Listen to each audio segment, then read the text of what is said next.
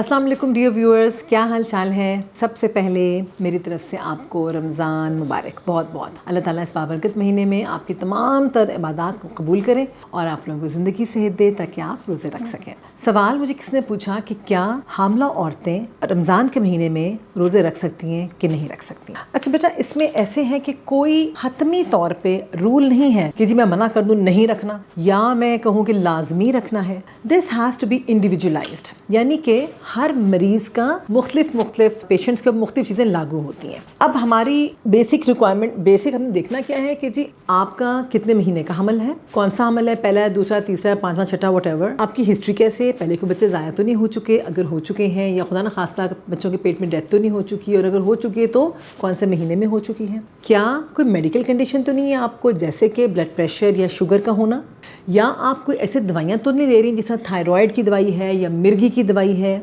या आप कोई बहुत ज़्यादा खून की कमी तो नहीं है। ये वो तमाम चीज़ें हैं जो कि हमने कंसिडर करनी है और इसके मुताबिक हमने फैसला करना है कि हम रोज़े रखें कि ना रखें। तो सबसे पहले बात करते हैं उन लेडीज़ की, उन बच्चियों की जो कि बिल्कुल हेल्दी हैं और हम हमेशा रोज़े रखती आई हैं और कभी प्रॉब्लम नहीं हुआ। सो ऐसी लड़कियों के लिए जिनकी चाहे पहली या 10वीं प्रेगनेंसी जितनी भी है लेकिन वो हेल्दी हैं, कोई मेडिकल कंडीशन नहीं है उनको, तो रोज़े ज़रूर रखें। क्यों रखें? फ़र्ज़ तो है ये, आप रोज़े रख रही हैं, डबल रोज़ों का सवाब भी मिल जाएगा। और थर्डली जो सबसे इंपॉर्टेंट कंसिडरेशन जो पेशेंट से कहती हूँ कि ये तो पूरे करने हैं आपने, छूट है अल्लाह ताला की इन दिनों के लिए, लेकिन इनको पूरा करना पड़ेगा। और पूरा और तो कर नहीं सकता कोई, या तो फिदिया देंगे या आपने खुद ही पूरे करने हैं। तो बेहतरीन और अवलीन यही है कि खुद पूरे करें, जो कि बाद में पूरे करना बहुत मुश्किल हो जाता है। इसलिए जो कि हेल्दी यंग गर्ल्स हैं उनके लिए हिदायत ये हैं कि पानी का इस्तेमाल ज्यादा करें। अब प्रॉब्लम क्या हो सकता है रोजों में? प्रॉब्लम ये हो सकता है कि ब्लड प्रेशर का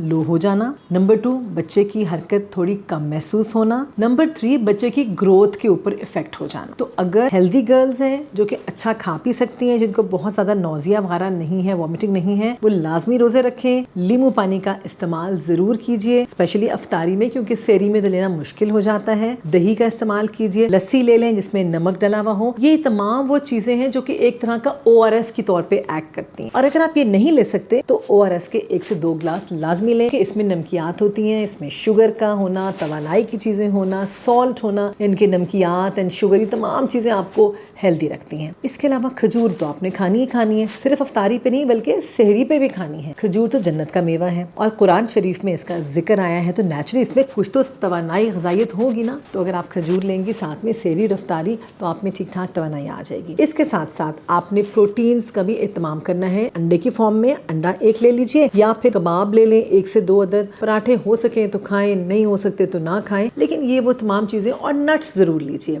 नट्स में बादाम, थोड़ा सा अखरोट, इंजीर और पिस्ते, ये तमाम वो चीजें जो कि they are very healthy and very good for you. खाने के बाद फ्रूट चाट जरूर लीजिए, अगर हो सके तो किसी को पसंद है, और फ्रूट चाट में आप एक आध खजूर भी डाल लीजिए, मज़ा दोबारा हो जाएगा। और साथ में थोड़े से नट्स डाल लीजिए। ये तो वो हदायत हैं जो कि यंग हेल्दी गर्ल्स जिनको कोई प्रॉब्लम नहीं है, अल्हम्दुलिल्लाह, ना ब्लड प्रेशर है, ना शुगर है, ना प्रॉब्लम है, तो वही ले सकती हैं। प्रॉब्लम्स मैंने आपको बता दिए कि रोजे के हालत में प्रॉब्लम क्या हो सकते हैं, ब्लड प्रेशर का कम होना, शुगर का कम हो जाना, ठीक है। तो ये तो आपकी कवर हो जाएगा दवाइयों से। अब बाकी पेशेंट्स जिनमें कोई ना कोई प्रॉब्लम है, जिस तरह शुगर के पेशेंट, ये वो पेशेंट्स हैं जिनमें हम कहते हैं आप रोजा ना रखें, क्योंकि शुगर कम होना खतरनाक है। याद रखें, इस चीज को गिरा से बांध लीजिए। आम पेशेंट्स के लिए भी सदका जारिया के तौर पे लोगों को बताइए, शुगर का ज्यादा होना खतरनाक नहीं है, कम होना खतरनाक है। जी हाँ, हाइपोग्लाइसीमिया कहते हैं। हाइपोग्लाइसीमिया में होता क्या है, सडनली आपको ठंडे पसीने आते हैं, दिल घबराता है, दिल की धड़कन आपको तेज तेज महसूस होती है और आपको बिल्कुल अपने एनवायरनमेंट से कट ऑफ हो जाते हैं, जैसे कि आपको गशी छा रही हो, बिल्कुल बेहोशी का आलम होना शुरू हो जाए। This is very dangerous, patient के लिए भी और बेबी के लिए भी। इसलिए शुगर के मरीजों में चूंकि दवाइयां भी लेनी होती हैं, दवाइयों से भी शुगर कम होगी,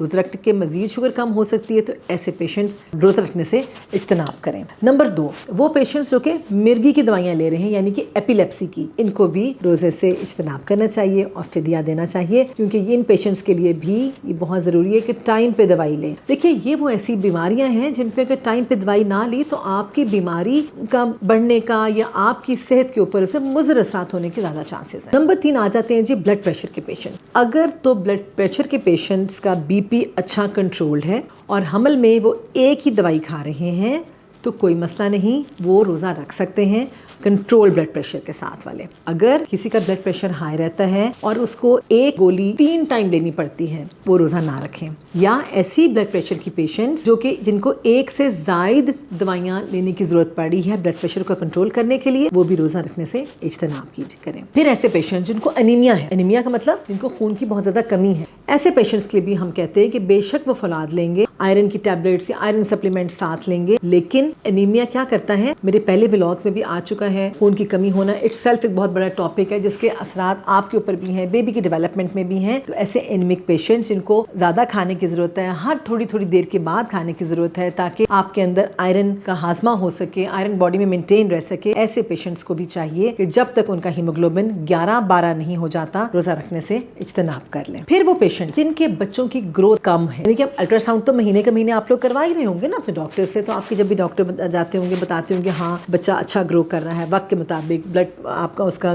पानी भी ठीक है, आंवल भी ठीक है, ये सारी डॉक्टर्स आपको बताती होंगी। अगर आपके डॉक्टर कहें कि हाँ बच्चे का साइज कम आ रहा है, जितना रूटीन का साइज है, बच्चे का साइज पीछे रहना शुरू हो गया है 1 से 2 हफ्ते या उससे भी ज्यादा, तो यहाँ पर भी एहतियात से काम लेना चाहिए क्योंकि बच्चे को खुराक की जरूरत है। और अगर आप नहीं खाएंगी टाइम पे अपना 3 वक्त का खाना और बीच में भी इंटरमिटेंट थोड़ा अगर आप खाना नहीं खाएंगी और लंबा फाका हो गया, तो बच्चे को शायद उतनी अच्छी खुराक ना मिले जिसकी उसको जरूरत होती है। तो ये वो एक जनरल चीजें हैं जो कि मैंने कहा आपको बताती चलूं कि रोजा रखना चाहिए। रोजा बिल्कुल मना नहीं है। अगर आप डाइट अपनी अच्छी रखते हैं, नींबू पानी का इस्तेमाल करते हैं, वैसे भी लिक्विड इंटेक सुबह शाम की आप अच्छी कर लेंगे, टोटल मिला के अगर आपके 8 ग्लासेस अगर आप पानी पी लेते हैं, कोई यखनी वगैरह भी साथ ले लें, सूप ले लें, सैलेड्स के फॉर्म में लें ताकि कॉन्स्टिपेशन ना हो, सैलेड्स लीजिए, रोटी जरूर खाएं, प्रोटीन्स का एहतमाम कीजिए, अंडा ले लें, दही ले लें, तो जनरली आप लोग ठीक रहेंगे और बल्कि आप अपने आप को हेल्दी महसूस करेंगे। रोजा जरूर रखिए if you are completely healthy. However